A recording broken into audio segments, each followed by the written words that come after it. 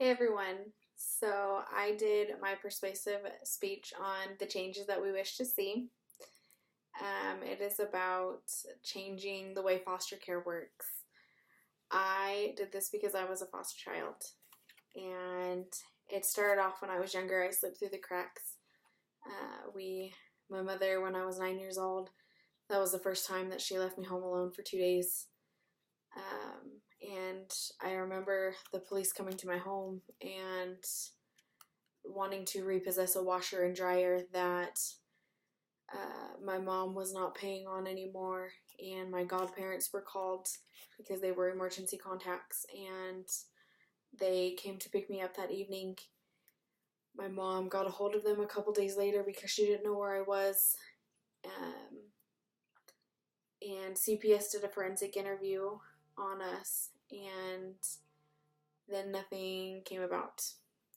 Fast forward a few years later, and my mom was very abusive. She was most of my life, and I was a runaway. I did not want to be there. I did not want to be in that home life, so I ran constantly, and I put myself into foster care by doing that, and it was one of the best things I could do for myself. I went into a very loving home, and I stayed there until I was 18. But I slipped through cracks that I should not have been able to slip through. CPS should have lobbied and been there and protected me when they didn't. A lot of trauma that happened in my life could have been saved by them being there. And I'm not the only one. Kids die every day from CPS being unable to protect them.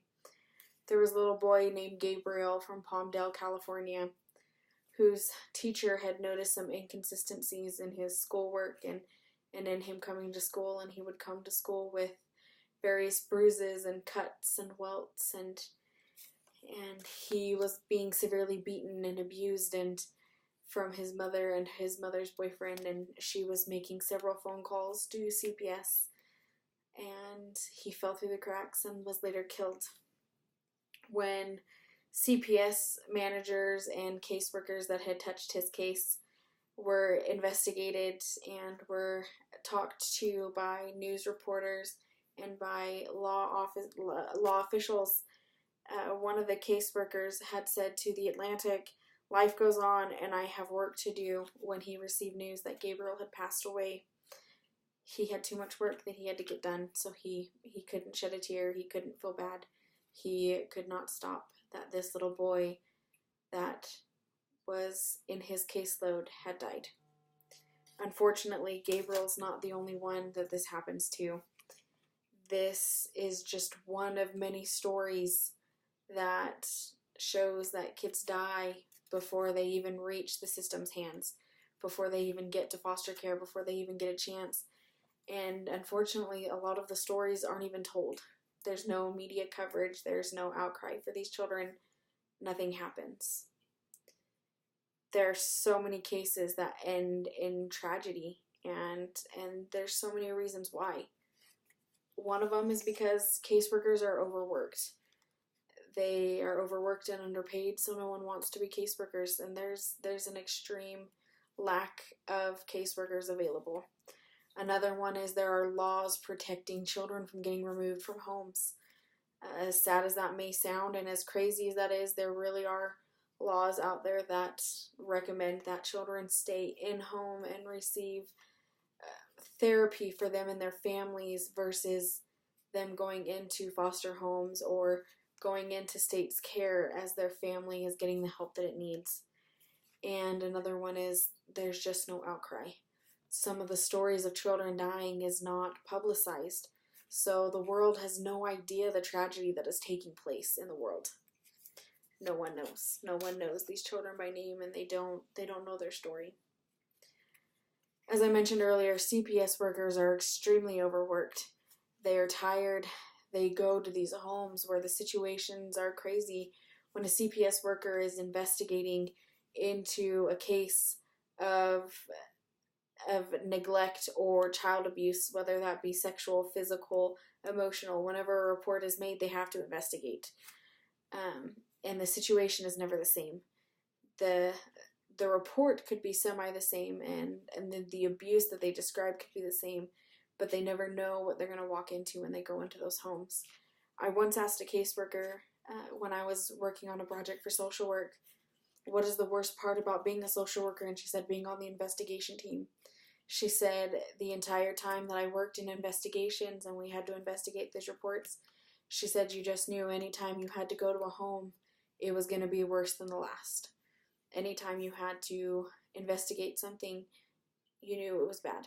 And when it got to your table and your desk, it was at that point.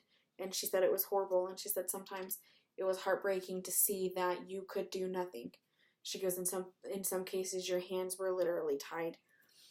Now, the National Association of Social Workers say that there should only be 12 to 15 cases per social worker. That is the ideal number of cases, whether that is a child in foster care or an active investigation, for a child to be removed from a home on a caseworker's load. Now, on average right now, there are between 10 and 100 cases that are on an active caseworker's load. A lot of times this happens because in areas that are overpopulated, like LA, Dallas, Fort Worth right now is a big one, they're so overpopulated and they are so undermanned that they don't have the manpower to give caseworkers an optimum amount, so they have to give them an extreme amount, and this is where children start falling through the cracks because they are so overworked. They just have to shove them to the next caseworker, say, well, we really didn't see anything, or we were only able to go out there once and nothing was reported. The children, we interviewed them and the children said nothing, so there's nothing we can do. And again, so then conditions worsen. Children aren't given time to open up to these social workers, and they're afraid. They're afraid of the situations, or they're worried and they don't want to leave. Another factor is children always have this innate belief that their parents can change. They want to stay with their parents because they love them, and they don't know any different. That is their normal life. That is what they have grown up to know. That is okay. And they, like I said, situations get worse as time goes by, and as the caseworkers see new things, they become desensitized to the next situation that is going to come along. But they're only human. Everyone would be the same. The next one is that there are laws, again, that prevent children from getting taken from homes. The federal legislation passed a law called the Public Health and Welfare Law, Chapter 42, Section 675, Verse 5. And it states that children are better off in home or with family members versus going to foster care, and that they would put money into therapy or counseling services to assist with the welfare of these children, but that if absolutely necessary, they would remove children from the home, and then they gave guidelines as to what would happen for these children. Now, the problem with putting children in home with relatives is a lot of times relatives won't always follow the strict guidelines as far as keeping children away from family as they are receiving those therapy services and the counseling that courts deem necessary. And unfortunately, that's what happened for poor Gabriel. When they found out that his mom was doing this and they saw the signs after several interviews, they pushed for counseling services for Gabriel and his mother. And after so many sessions, the mom stopped going because she didn't want to go anymore. And the counselor, even though they reported it to CPS said, well, the case is now closed because the mother did not follow through. There is a huge belief also that goes around that when a child is removed, it is a traumatic experience, one that they cannot heal from, one that they cannot grow out of, that they will be traumatized for the rest of their lives. And while I agree that yes, being removed from a home is traumatizing, I was removed from my home, and I, for the longest time, was traumatized because at first I thought something was wrong with me, that I did something wrong, that I was to blame for the situation and for the way my life had turned out.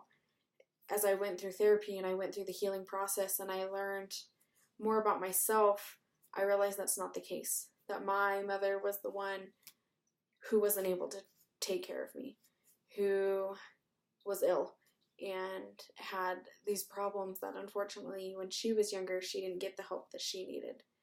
So I learned what I needed to be a better parent, and it was because I was removed from my home and I was taken away. And I think it is more traumatizing to stay in a home where you are going to continue to learn these patterns of abuse versus being removed from the home and going into a home where you can learn to end that vicious cycle. Now, the American Society for Positive Care of Children say that 1 in every 5 children die every day from abuse. This is also the statistics that these children die. 5 children die every single day from abuse. That is a massive amount of children. 80% of those children are children that are neglected, and almost 10% of those children are children that have suffered from sexual abuse. When children are not removed from a home, they either die or they are at greater risk for things like opioid addiction, criminal behavior, mental health illnesses, and repeated cycles of abuse because they don't learn that they could be different, that they can end that cycle. Children need that time to heal. They need counseling services. They need a support system. They need people to look up to. They need a caseworker on their side. They need a village. I love that saying that it takes a village, because not only does it take a village to raise a child, but it takes a village to grow. And they need to be able to sort through what they were taught is normal, but versus what is normal. How a normal reaction to a tantrum, to having a boyfriend, to everything. They need to learn those reactions, and they need a place to be able to cry for help when their life is not going the way they want it to, when the world seems to be going against them. They need to know that they have a safe haven. Fast forward my life several years into the foster care system. I was the example foster child. I went from running away and failing classes to being a straight A high school student and loving my life, always going to therapy. I was the president for the transition to adult living program that we call TAL. That meant that I ran a program for foster youth ages 14 to 18 in the western region of Utah, and I handled everything from volunteer opportunities for said youth. I did college conferences so that youth could see the opportunities they had to go to school, the scholarships, the Pell Grants, the government funding they could receive. We did classes to help them as they aged out so they knew how to cook and clean and search for apartments. We did baby classes so if they were to have a baby, they knew how to take care of this baby and how to take care of themselves and budget. I also went to many legislative meetings to lobby on behalf of youth my age to help make changes for the program as we aged out of foster care. When I turned 18, I had something happen to me. I tried to be a friend to someone and a shoulder he could cry on. And after this, I went downhill. And my therapist was not there for me. She did not want to talk to me about anything. She wanted to skirt over the issue, and I'm what they like to call an aggressor. I like to talk about everything and get it out in the open. And my foster mom was very busy with her 8 foster girls and her own children, and I felt like I was stuck, and I was not progressing, and I was not getting the help I was needing, and I was falling through the cracks again. So I ran. I did what I knew, and I ran away, and I was only gone a few days. I turned myself in, and before we went to court, my caseworker Joe had said to me how disappointed he was in me, that I was supposed to be better, and that I was supposed to be the one that he could show off to everybody, that he could he could show the world that I was supposed to be something and I was supposed to make the example for all foster children.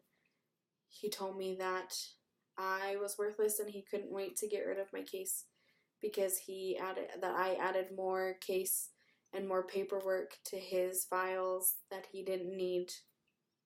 So when we stood up in court, instead of showing me the compassion that I needed at the time and understanding the situation that I was hurting, he told the judge that I was not worth the time. That I obviously was 18 and I knew everything.